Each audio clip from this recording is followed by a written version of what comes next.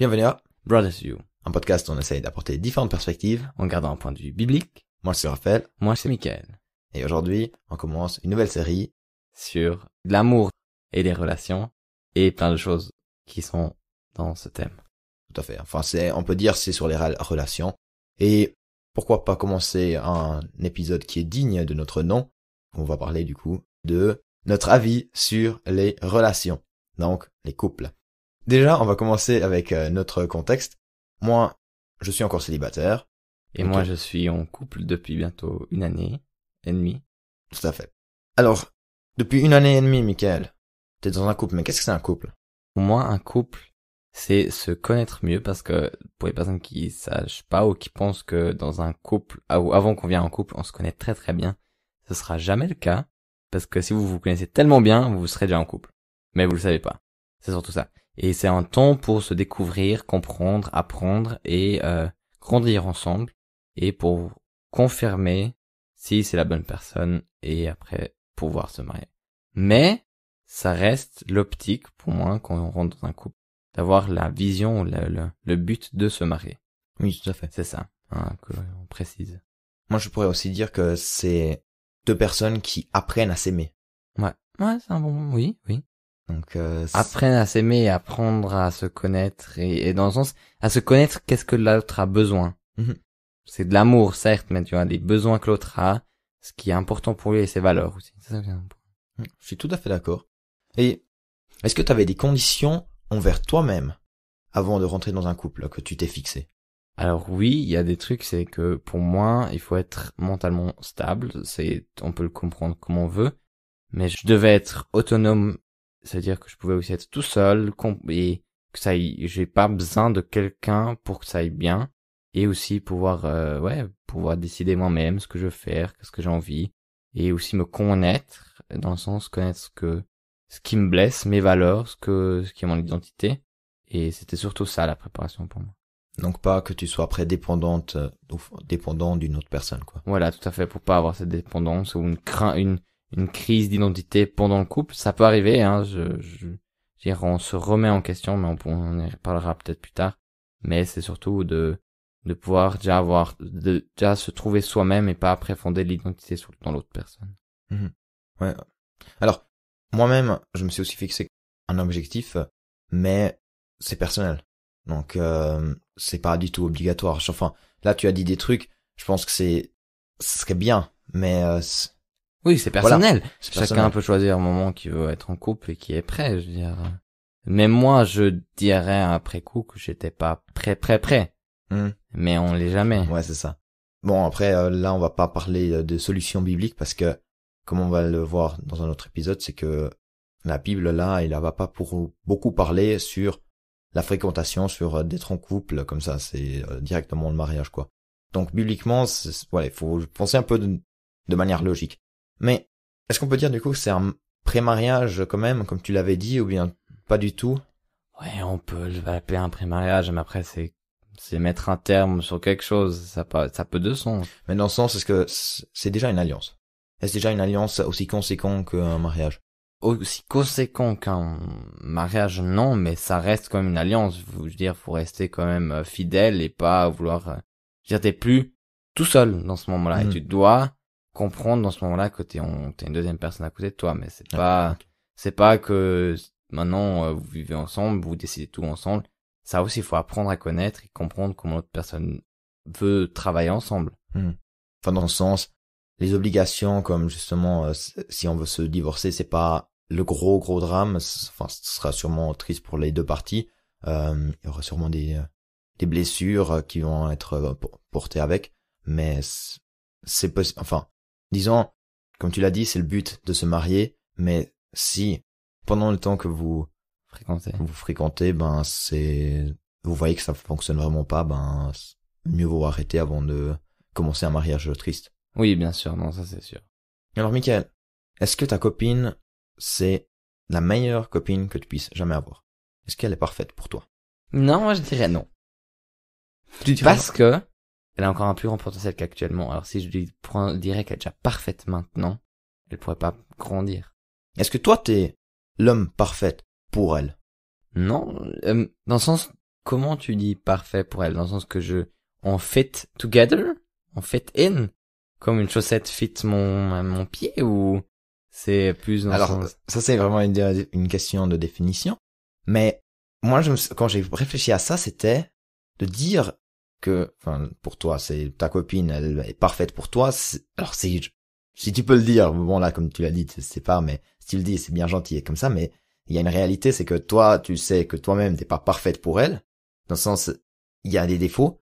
Et de dire que c'était quand même parfait, ben, ce serait qu'il y avait juste une personne potentielle qui serait parfaite. Enfin, ça crée des problèmes, comme de dire, il y a juste une personne dans tout le monde qui est pour toi. Donc si cette personne, elle fait la mauvaise décision, ben, tout le plan va s'écrouler. Donc, j'ai l'impression justement que la copine sera pas la personne la plus parfaite, mais tu vas apprendre à vivre avec elle, vivre avec les imperfections. Alors, on parle toujours de copine parce que nous, on est deux mecs, mais ça, c'est aussi valable pour les filles envers les copains. Puis je pense aussi surtout, c'est que tu apprends, je veux dire, tu te formes aussi un peu, je veux dire, moi j'ai toujours, on vient de deux familles différentes, avec une autre culture de famille, qui fait que tu as pas les mêmes habitudes, les mêmes envies à un moment, et faut que tu t'adaptes et que tu comprennes ce que l'autre préfère, ce que toi tu changes aussi, je veux dire, dans une relation, tu déformes un peu, mais c'est là où je dis, faut bien se préparer parce que faut pas perdre toute son identité. Ouais. Parce que, enfin, c'est surtout venu de cette question. Là, t'es avec ta copine actuelle. Tout d'un coup, tu rencontres une personne que tu te dis, mais elle passerait encore mieux avec moi. Qu'est-ce que tu fais? Elle est encore plus parfaite. Alors si je dis ça, c'est que je la connais, l'autre personne, je la connais très très très très très bien, c'est-à-dire que j'aurais déjà trompé ma copine actuellement. Parce que, ouais, tu la connais déjà. Parce que, ouais. pour définir quelqu'un où tu peux dire, waouh, c'est vraiment la bonne personne, il faut prendre du temps. Mm-hmm. C'est pour ça qu'on a aussi ce couple. Je dis pas qu'il y a des gens que ça existe pas, que des gens ils voient quelqu'un puis ils font waouh, c'est la personne. Mais j'ai l'impression que pour moi, personnellement, si je vois une autre personne, je dois passer du temps pour comprendre si ce serait une meilleure personne. Mm-hmm. Ouais, ben, ce serait là où tu devrais te dire, ah, donc, je vais arrêter avec ma copine actuelle, ou mon copain, je vais aller avec cette autre personne. Tout d'un coup, tu remarques, ah, cette personne n'est pas aussi bien que l'autre, donc tu retournes et puis t'es là, bonjour. Ouais, Enfin, disons, c'est aussi là où on peut dire que c'est un pré-mariage parce que tu apprends la fidélité. Oui. Quand même. Voilà, bien sûr, la copine sera pas parfaite, ou le copain, mais on est tous humains. Voilà. Comme nous, on n'est pas parfait envers l'autre. Mm-hmm. Donc là, on a beaucoup parlé de comment vivre avec sa copine, mais déjà, moi, en tant que célibataire, comment est-ce que je trouve une copine? Michael, le professionnel. Parship, Tinder. Alors, on en parlera encore de ça, mais toi, tu pourrais raconter comment ça s'est passé, ou bien? Alors chez moi, ça arrive comme ça. On a fait 3 ans d'école ensemble. J'ai fait 4 ans d'apprentissage. Puis à la fin de ma 3e année d'apprentissage, on est venus ensemble. Alors voilà, ça nous a pris beaucoup de temps. Donc tout 5 ans. Ouais.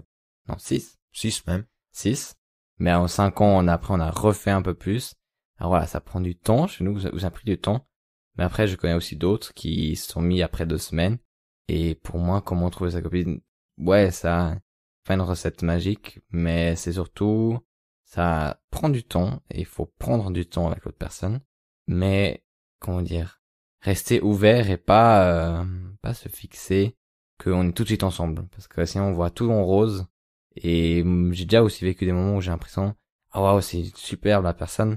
Et après, quand j'ai remarqué que ça devenait rien, ou on a eu moins de contact, j'ai remarqué que la personne ne passait pas du tout à mon caractère, à mes envies, à mon idée d'une copine. Alors voilà, il y a tout ce processus entre ces deux. Puis je pense que c'est vraiment prendre du temps avec l'autre personne, parler, écouter comment elle voit les choses, et aussi toujours se remettre en question. Est-ce que ça passe avec mon caractère, avec ma personnalité, avec mes valeurs? Et faire toujours ce check les deux côtés. Est-ce que c'est vraiment puis ressortir de toute cette situation, un peu avoir une vue d'ensemble pour voir vraiment, oui, c'est vraiment la personne ses valeurs, ils sont justes. C'est pas dire, ah ouais, non, ça va, c'est qu'un petit truc qu'elle fait pas, que j'aimerais bien qu'elle fasse, mais c'est un petit truc, ça va aller. Mais aussi vraiment de se poser ou de se poser des limites dans les changements ou une tolérance, on va dire, une tolérance qu'on va avoir. Donc, pour moi, si vous voulez écouter mon avis, parce que je n'avais pas encore beaucoup de succès, mais bon, en tout cas, moi, j'ai aussi mis certains critères, parce que, enfin, j'essaye d'être un peu objectif par rapport à éventuellement des émotions qui pourraient après venir si tu rencontres quelqu'un. Ben, c'est là où tu dis justement où tu pourrais te dire, ah ben, c'est une valeur que j'ai, elle l'a pas, donc quelqu'un va changer, quelqu'un doit changer. Et puis, bien sûr, il y a des valeurs qui vont changer dans l'autre, enfin dans l'un ou dans l'autre, mais tu peux pas tout changer. Comme tu as dit, c'est pas forcément de se nier complètement, c'est en fait de d'avoir un meilleur soi-même.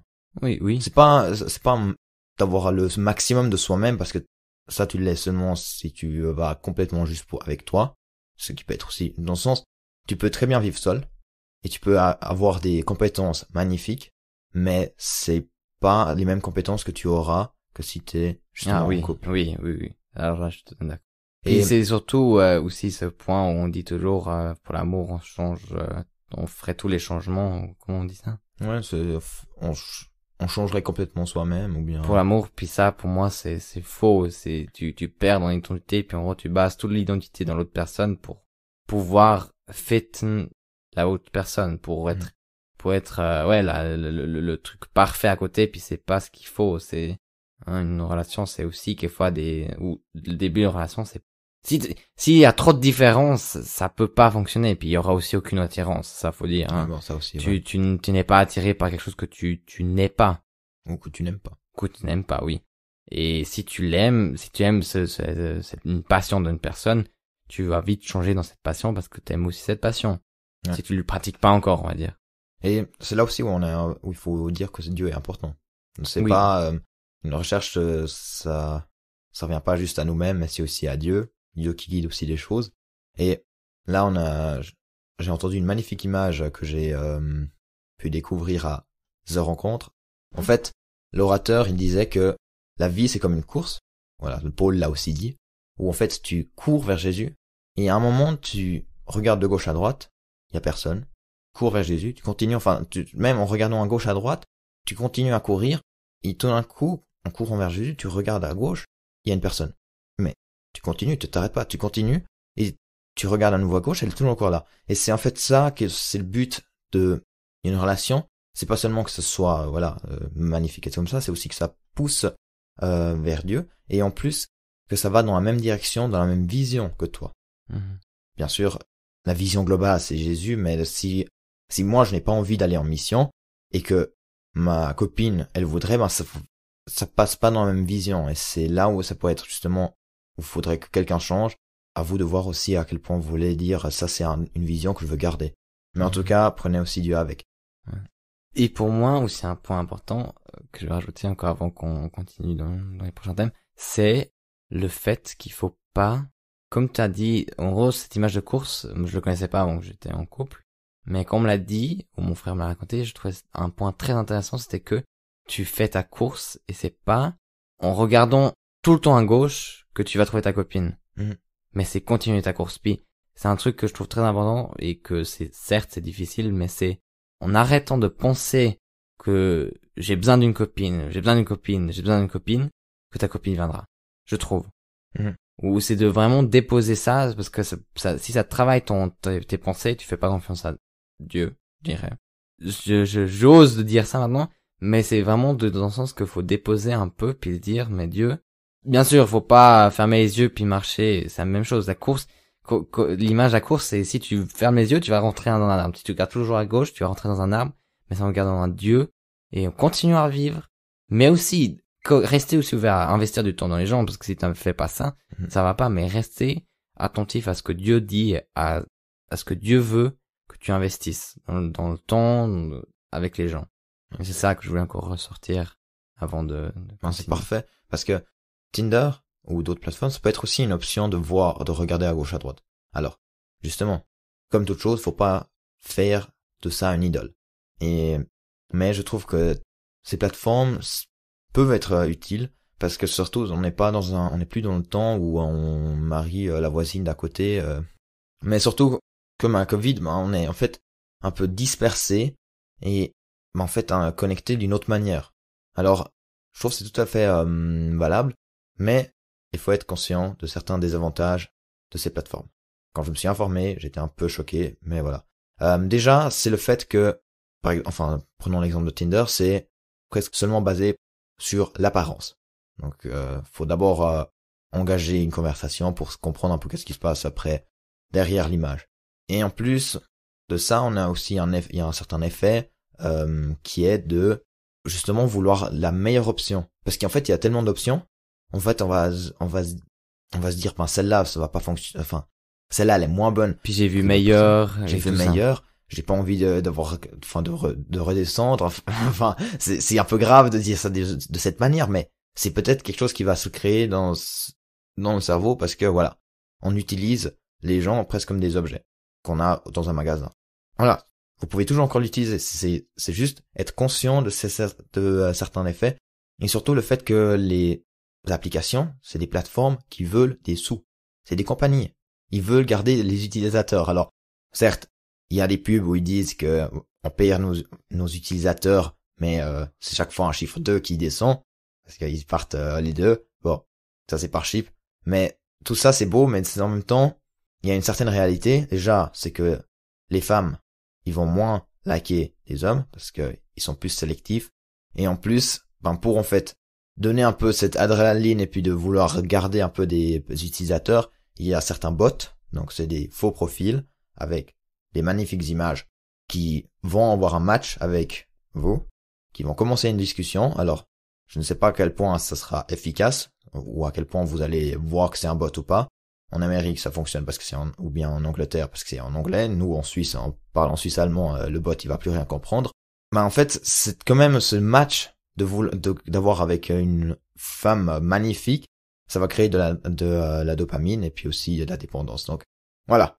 Vous faites ce que vous voulez, vous pouvez même aller rechercher vous-même sur cela. Puis testez vous-même, hein. Testez vous-même aussi, mais soyez conscient de toutes les possibilités, de toutes les manières que ça peut avoir de l'influence sur vos attentes et sur votre envie. Alors, petite parenthèse, il y a aussi des applications qui sont payantes, du coup les gens sont un peu plus sérieux, etc. Mais voilà. Parenthèse fermée, ça c'était pour les applications, faites ce qu'on voulait. Mais maintenant j'avais encore une question, c'est, Michael, est-ce que tu conseilles à nos auditeurs et nos auditrices d'être avec un non-chrétien, une non-chrétienne en relation? Moi, je conseillerais non. Parce que ça amène quand même quelques difficultés. Surtout dans les idéologies, dans comment on voit les choses. Pour remettre un peu en contexte, au début, avant que j'étais en relation, parce que ma copine est chrétienne, avant ça, je pensais que c'était possible pour un chrétien de rentrer dans une relation avec une personne non chrétienne, et que c'est ok, et que ça va aller. Et depuis que je suis en couple, je remarque que ça irait pas. Parce que t'as tellement d'autres avis, et puis, ce que j'ai aussi remarqué, c'est que dans les moments les plus durs, les gens chrétiens, ou moi et ma copine, on se rappelle plus souvent que, on s'est mis ensemble pour aller au but, c'est de se marier, et on remet aussi ça à Dieu, on peut prier ensemble, on peut avancer ensemble, et ça donne en gros une base de valeurs qui est la même, et qui aide à travailler, on va dire, ensemble, et avancer ensemble. C'est ça le grand avantage. Et puis aussi, tout ce qui est après encore sexualité, avant le mariage et tout ça, qui fait ça peut être plus difficile à manager avec une personne non chrétienne. Par exemple, un compas qui me demande si j'ai déjà fait l'amour, et je lui dis non, il va faire quoi? Une année ensemble? Alors voilà, vous voyez, si vous avez l'impression que les gens, ils font jamais l'amour, vous vous trompez peut-être aujourd'hui, mais c'est dans le sens que c'est tellement normal pour les gens que, après une année de relation, surtout à notre âge, à la vingtaine, c'est normal de faire ça. Alors voilà. Alors moi personnellement je trouve aussi que ça rapporte plus de problèmes qu'à donne de solutions, dans le sens, voilà, si tu te mets en couple, c'est le but tout de même, enfin, selon moi et mon frère, de cibler le mariage, et si tu arrives à t'imaginer de vivre avec elle, même, ou avec lui, sans qu'il croie la même chose, vas-y. Moi, surtout en tant que théologien où c'est mon travail de travailler avec la Bible, donc voilà. Mais ouais. Mais après, ouais, comme tu as dit, c'est là actuellement, c'est pas pour nous. Mais si vous avez l'impression que ça jouerait et que ça irait et vous pouvez vivre avec, voilà, vous pouvez vous mettre en couple. Non, mais n'espérez simplement pas que elle change ta vie pendant que vous êtes en couple. Ouais. Faites qu'elle devienne chrétienne, enfin, qu'elle personne devienne chrétienne avant de vous mettre en couple. Si vous êtes en couple, vous pouvez espérer, mais il n'y aura pas de sûreté. Surtout, au moins, la préparer et voir qu'elle est ouverte. Parce que si elle est déjà fermée de fou sur la religion, voilà, c'est plus difficile. Donc, pour nous, c'est plus difficile, ça rapporte plus de problèmes. Vous, c'est votre vie. Nous, on est juste des simples frères. C'était tout pour le premier épisode de notre série. Et on va continuer la série sur ces thèmes. Et on aura aussi, après, tout à la fin, un épisode spécial avec une FAQ. Elle sera sur Instagram. On a créé un nouveau compte Instagram, c'est brothersview. Donc, brothers.view, tout écrit ensemble.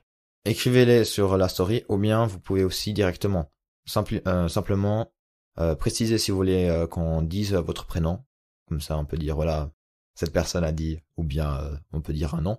Et puis surtout, voilà, vous pouvez poser des questions sur les relations, sur le célibat, sur le mariage, sur la famille, etc. Vraiment sur tout ce thème amour et vie en famille et en couple. Alors voilà, vraiment vous posez vos questions, écrivez-nous sur Instagram, sur notre nouveau compte, où il y a aussi toujours un petit teaser.